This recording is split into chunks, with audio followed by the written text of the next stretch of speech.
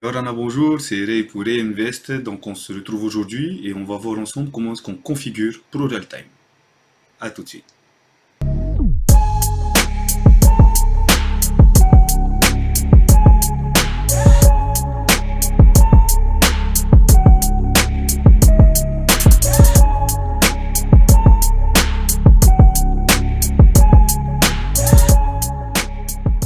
Donc, on se retrouve sur ProRealTime. Donc, lorsque vous ouvrez pour la première fois votre plateforme de trading, donc vous arrivez sur un écran tout blanc avec plusieurs fenêtres. Donc, pour la démonstration, j'ai ouvert un compte à 8 000 euros. Donc là, on est gagnant, mais voilà. C'était juste pour de la démonstration. Voilà, puisque là, vous voyez bien qu'on est en version complète, on n'est pas en version de démonstration. Première chose. Ok. Donc, comment est-ce qu'on configure pour Realtime? La première chose que je vais faire, c'est que je vais fermer toutes les fenêtres.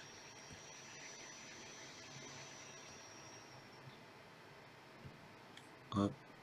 Je vais dans Réglages, Plateforme, Couleur, Effet, Personnalisé. Hop. Je vais dans Noir. Pourquoi? Parce qu'en fait, je travaille énormément sur les graphiques, donc le noir c'est très très bien pour reposer les yeux. Voilà. Donc dans les réglages, vous avez plateforme, interface, graphique. Ok, on va pas tous les faire. Je vous invite vraiment à regarder en détail tout ce qui est intéressant à voir. Ok, c'est surtout pour l'aisance dans son trading et dans son analyse. Voilà. Donc vraiment ProRealTime est complet par rapport à ça. Ok, vous pouvez faire énormément de choses. Hop. Donc moi j'enlève les zooms puisque j'en ai pas besoin. Configuration d'objets séparés, j'en ai pas besoin. Dupliquer objet, j'en ai pas besoin. Déplacer les objets, c'est pareil. Supprimer les objets, c'est la même chose. ProRealTrend, en fait, je ne l'utilise pas, mais ProRealTrend, en fait, c'est ce qui permet de tracer automatiquement des droites de support et de résistance, okay, horizontale et oblique. Et puis voilà, après vous pouvez vraiment tout configurer. Donc ça, en fait, la barre d'outils, c'est ce qu'il y a au-dessus. D'accord?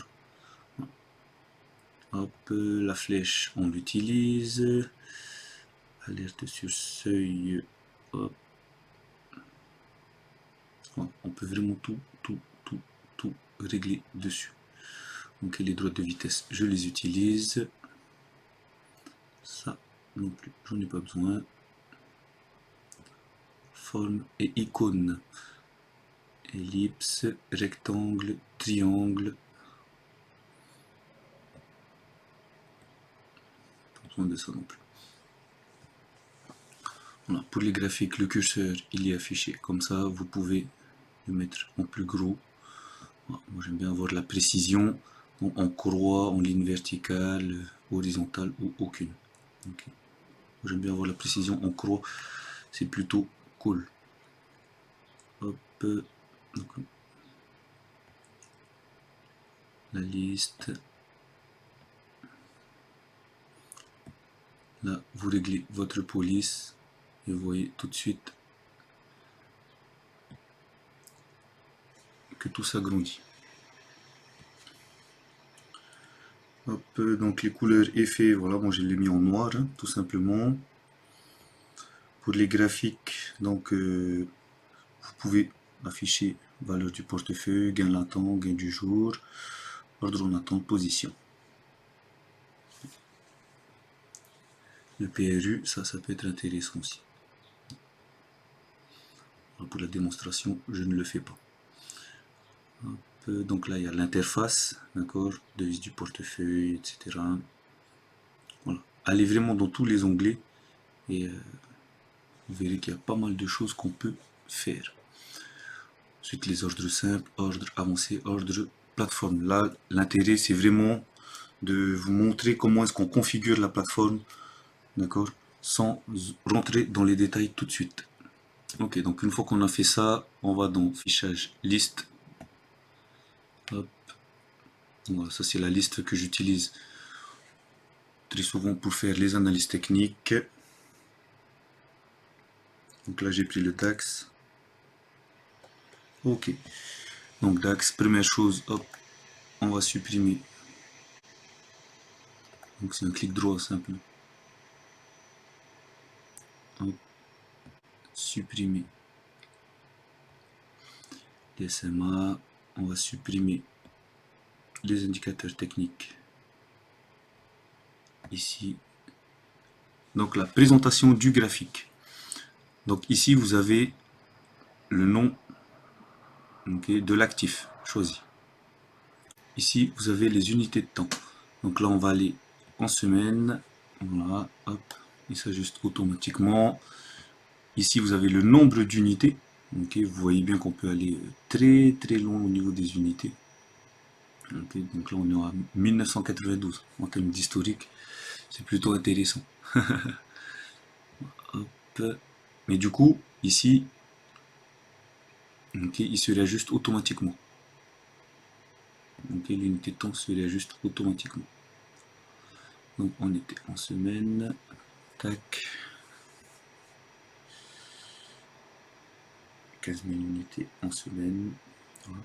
Donc avec 15 000 unités à la semaine, on arrive à 1992. L'année 1992. Ok, donc ensuite là vous avez le nom de l'actif. Ok. À savoir que ProRealTime a énormément de différents actifs. Ok. Là par exemple, on va prendre le DAX. Voilà tout ce qui existe sur le DAX. Ok. Donc le DAX cache 5 euros, 25 euros, 1 euro.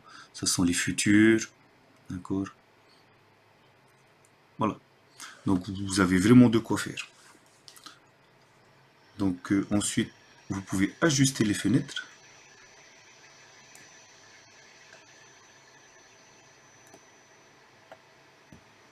Ok. Vous pouvez ajuster les fenêtres, faire votre analyse.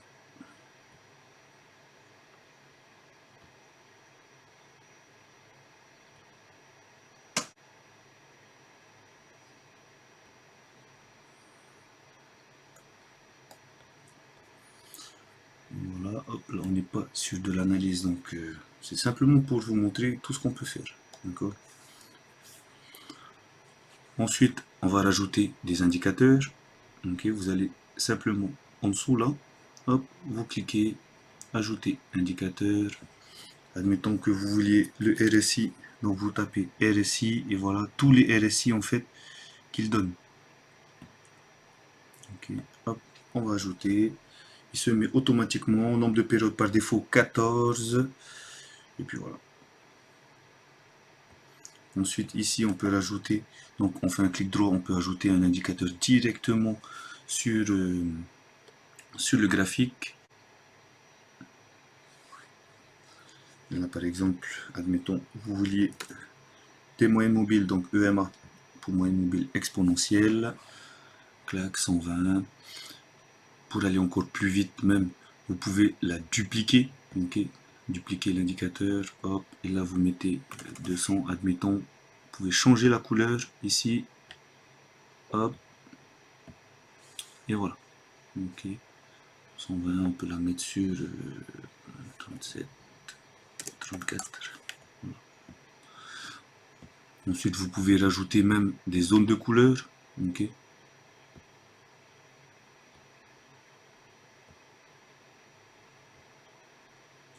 Mobile 34. Hop. L'intensité. Quand c'est au-dessus, hop. Rouge.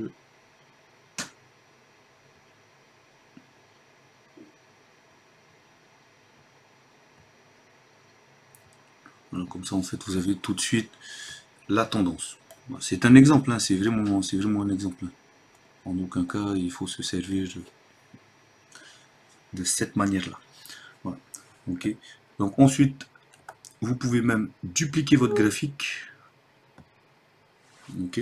Si vous voulez travailler avec différentes unités de temps, ce qui peut être intéressant lorsqu'on fait de l'intraday ou du scalping. Ok. vous ajustez les fenêtres. Et voilà. Donc celui-là, il est en une semaine. Vous voyez que celui-là, c'est exactement le même. Mais lui, du coup, vous le mettez, par exemple, je sais pas, en daily, par exemple.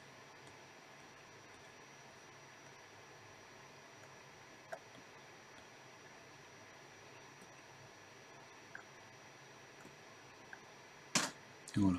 Comme ça, vous avez un peu plus de détails.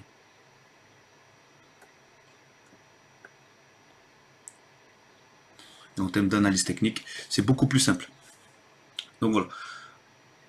Voilà ce qu'on peut faire très simplement sur les graphiques de ProRealTime.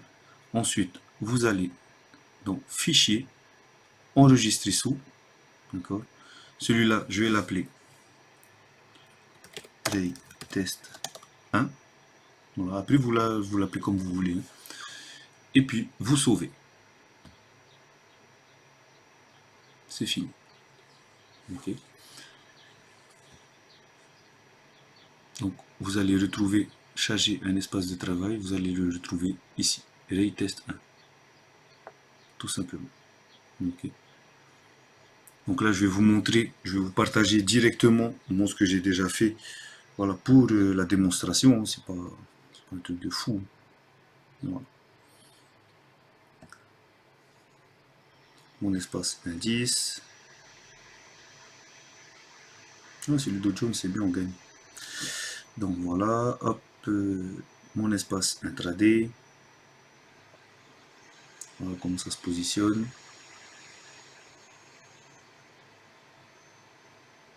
Hop. Pour le marché européen.